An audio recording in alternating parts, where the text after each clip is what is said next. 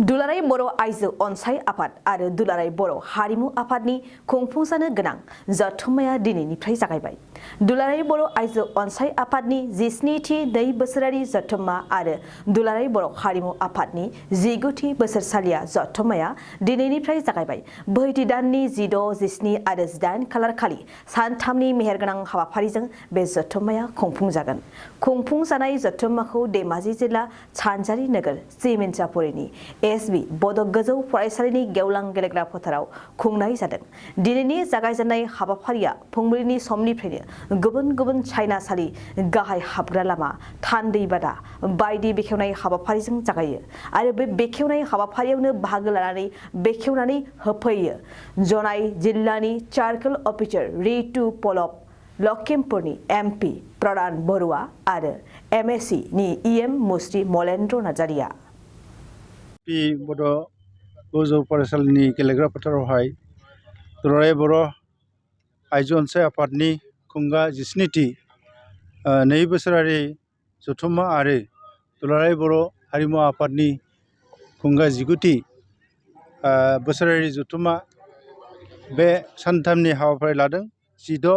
17 आरो 18 2023 जानुवारि बे दानावहाय बे सानथामनि हाबाफारियाव दिनैहाय गिबि सान। दिनै गिबि सानावहाय गिबियावनो जोङो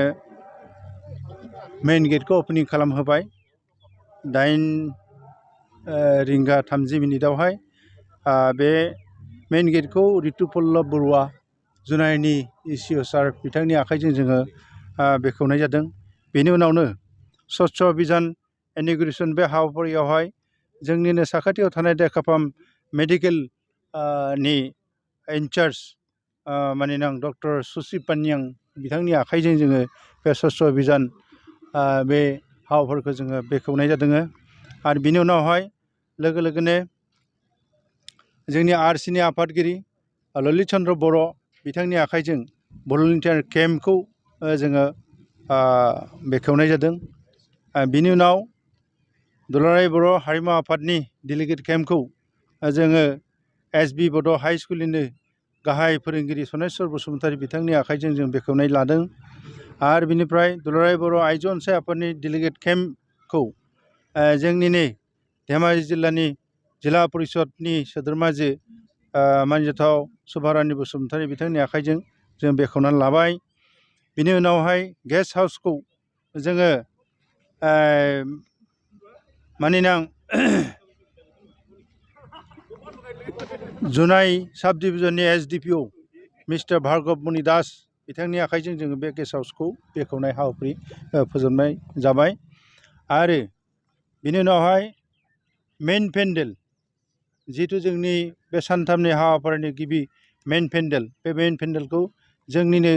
लखिमपुर 14 नम्बर लखिमपुर बियाबनि एमपि माननीय प्रधान बरुवा बिथांनि आखाइजों जों बेखेवनाय हाबाफारिखौ मावफुंनाय जाबाय। बिनि उनावहाय डाइनिं हल बेखेवदों जोंनिनो जनाइ हालामनि इउएन हाइ स्कुलनि उपेन्द्रनाथ हाइ स्कुल, बे हाइ स्कुलनि हेडमास्टार भुमिधर बर' सारनि आखाइजों जोङो जोंनि बे डाइनिं हलखौ बेखेवना लानाय जादों। बिनि उनाव जोंना दुलाराय बर' हारिमु आफादनि डेलिगेट हल अपेनिं दङमोन। बेखौबो जोङो जोंनिनो जायगानिनो एमएसि नि इसि मिस्टार मलेन्द्र नार्जारि बिथांनि आखाइजों जों बे हलखौ बेखेवना लानाय जाबाय। बिनि उनाव फैदो दुलाराय बर' आइजो अनसाय आफादनि डेलिगेट हल बेखेवथिनाय। दा बे हाबाफारिखौबो जोङो जायगानिनो देकाफार्म एमपिएचसि मिनि पाब्लिक हेल्थ सेन्टारनि बिबानगिरि एबा दायथ' थानाय मिस्ट्रेस ज्योतिका बसुमतारीनि आखाइजों जों बे दुलाराय बर' हारिमु आइजो अनसाय आफादनि डेलिगेट हलखौ जों बेखेवना लादों। बेनि उनावहाय जोंनिनो BKWSC नि भाइस चेयारमेन मानजाथाव सृजन बसुमतारी बिथांनि आखाइजों जोङो मार्केट प्लेसखौ जोङो बेखेवना लानाय जाबाय। दा जोंनि दासिमहालागै नैबे 16 जानुवारि 2023 गिबि सानाव जों बेफोर हाबाफारिनि गेजेरजों जोंनि बानजाय आफादनि गासैबो खामानिखौ जों मावफुंना लानाय जाबाय दा थ' जोंहा आरोबाव जेबो बानजाय आफादनि मावनो गोनां खामानि गैथ'ला जों आसा खालामदों जोंनि बे सानजारि नोगोर सिमेन्ट सापरि एसबि गोजौ फरायसालिनि गेलेग्रा फोथाराव 16, 17 आरो 18 बे सानथामनि हाबाफारिखौ दुलाराय बर' आइजो अनसाय आफादनि गासैबो जिल्लाफोरनि आरो मिरु आफादनि बिबानगिरिफ्रा फैनानै आरो दुलाराय बर' हारिमु आफादनि मिरु आफादनि बिबानगिरि जिल्ला आफादनि बिबानगिरि गासैबो बेयावहाय जथायै खुंनो लानाय बे सानथामनि हाबाफारिया मोजाङै मोजां जाफुंथारगोन होननानै जों आसा खालामदों जोङो थैस' थांसोब्लाबो नाजादों जोङो हाजासे जों नाजादों बानजाय आफादा जथेस्थ' गोबांथार बे रोखोम गोसो होसारनानै खामानि मावदों बे मिरु आफाद दुलाराय बर' आइजो अनसाय आफाद आरो दुलाराय बर' हारिमु आफादनि मावथांखिफ्रा जाहाथे मोजाङै जाफुंलांथों आरो बिथांमोननि साननायफ्रा थांखि बिथांखिफ्रा मोजाङै मावफुंनो हाथों जों बानजाय आफादनिफ्राय बेखौ जोङो गसाइनि खोथायाव आर'ज गाबदों आरो जों मिथिनो मोन्दों गासै मथा मथि मोननै माबानिफ्राय मिरु आफादफोरनिफ्राय दुलाराय बर' आइजो अनसाय आफादनिफ्राय बाङायब्लाबो 700सो थान्दैफोर प्रतिनिधि थान्दैफोर फैगोन आरो दुलाराय बर' हारिमु आफादनिफ्राय बे रोखोमैनो रोजासेसो थान्दैफोर फैनायनि रादाबखौ जों मोन्दों ओंखायनो जों आसा खालामदों मथा मथि बेयावहाय 2000सो थान्दैफोर मिरु आफादनि थान्दैफ्रा बेवहाय बाहागो लाफैनायखौ जों मोनथिनो मोन्दों साबायखर थाबाय सोंथिगिरिनिसिम जों मिथिखागौ गिबिनिफ्रायनो जोंनि सानजारि नोगोर सिमेन्ट सापरियावहाय जेसेबांनाखि थुनलाइनियानो जा फरायसा आफादनियानो जा बा माखासे आफादफोरानो जा जोंनि बे सानजारि नोगोर सिमेन्ट सापरियाव मेल मिटिं खुंनायाव जोंनि बे जायगानि बानजाय आफादफोरनि जायफोर बिबान मोननाय बिबानगिरिफोर गोबाङानो दङ दा बिनि मादाव गुदियाव जोंहा बर' कसारि अट'नमास वेलफेयार अट'नमास काउन्सिलनिनो चिफ माननीय मिहिनीश्वर बसुमतारी बिथांनि अन्तत माने बिथांनि बिथोना सोलियो आरो जोङो खौसेयैनो बेयाव दुलाराय बर' फरायसा आफाद दङ जिल्ला आफाद दुलाराय बर' आइजो अनसाय आफाद दङ धेमाजि जिल्ला आफादनि दुलाराय इउनाइटेड UBPO इउनाइटेड बड' पिपल अर्गेनाइजेसन खौसेथि बर' सुबुं आफाद बे खौसेथि बर' सुबुं आफादनि बर' फरायसा आफादनि सारेन्डार NDB आरो XBLT वेलफेयार ससाइटि दङ बिथांमोननि बे बिबानगिरिफोर दङ बिथांमोना मोजाङै जथायै सावरायलायनानै खौसेयैनो मावफुंलायदों गिबियावबो मावदों आरो दाबो मावदों आरो इयुनावबो बे रोखोमै जों खौसेयैनो मावलांनायनि थांखि बिथांखि दंखायो सावरायखायो जों बेयावहाय बेले बेजे खुनु आफादजों जोंहा सोंखारिलायनाय गैया ओंखायनो खौसेयैनो जोङो बे हाबाफारिखौ मावफुंनाय बेलायावहाय मोनफ्रोमबो आफादनि बिबानगिरिफोरनि मदद जोंहा मोनदों आरो बानजाय आफादा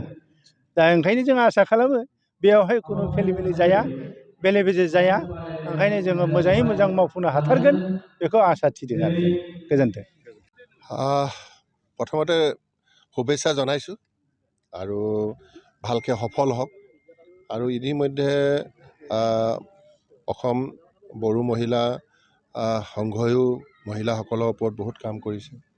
আৰু সাংস্কৃতিক সংঘ বড়ো সমাজেও অসমৰ বহুত কাম কৰিছে আৰু কৰিবলগীয়াও বহুত আছে তো মই ভাবোঁ এই বিষয়বিলাকে চাগে ইয়াতে চৰ্চা হ'ব আৰু এতিয়া যেনেকৈ মহিলা চিজাৰিন আমাৰ বাঢ়ি গৈছে তো এইবিলাক কেনেকৈ কমাব পৰা যায়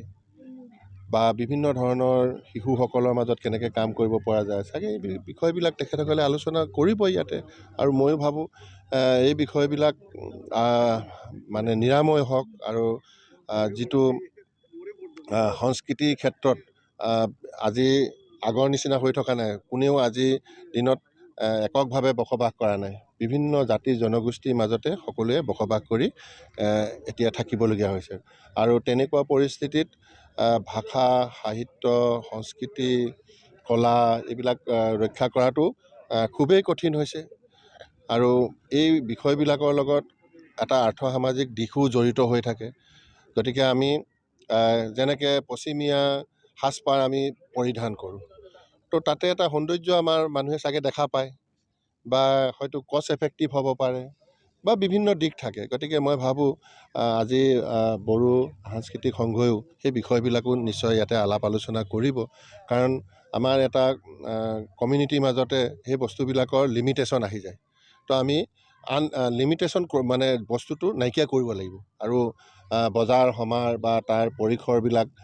বঢ়োৱাৰ কাৰণে প্ৰয়াস নকৰিলে তেতিয়াহ'লে এটা সময়ত আকৌ তেনেকুৱা ধৰণৰ বিষয়বিলাকে উল্টাটো আমাৰ সংস্কৃতিতে প্ৰভাৱটো পৰে তো মই ভাবোঁ এই বিষয়বিলাক তেওঁলোকে আলোচনা কৰিব সফল হওক এইখিনিয়ে কামনা কৰিছোঁ আৰু আজি আৰম্ভণিতেই আমাৰ কৃতি শিক্ষক এজনৰ নামতেই এই গোটেই মণ্ডপটো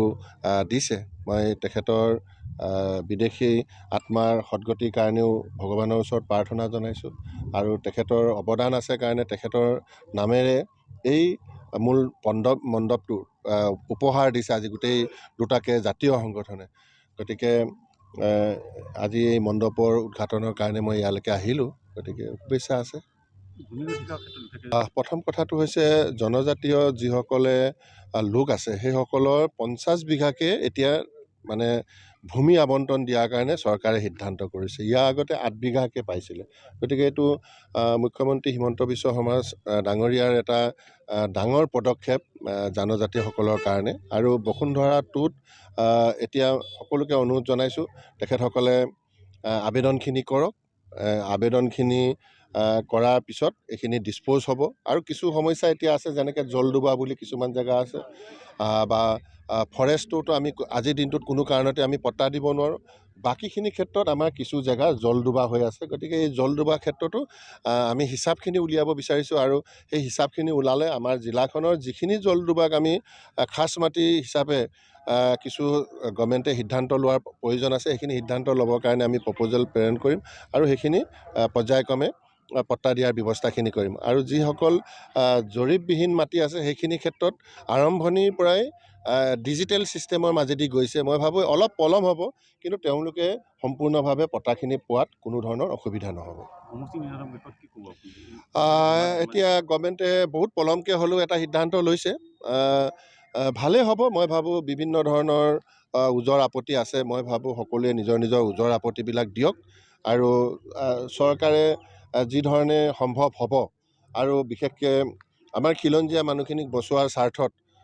বিশেষ কি সুবিধা কৰিব পৰা যায় এই ক্ষেত্ৰতো হিমন্ত বিশ্ব শৰ্মা ডাঙৰীয়াই বিশেষভাৱে চিন্তা চৰ্চা কৰিছে কিছু পদক্ষেপ লোৱাও আমি দেখিছোঁ গতিকে মই ভাবোঁ খিলঞ্জীয়া লোকৰ লগতে